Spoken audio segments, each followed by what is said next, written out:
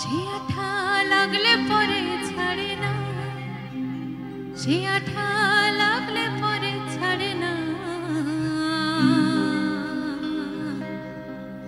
গোলে মালে গোলে মালে পীড়িত করো না।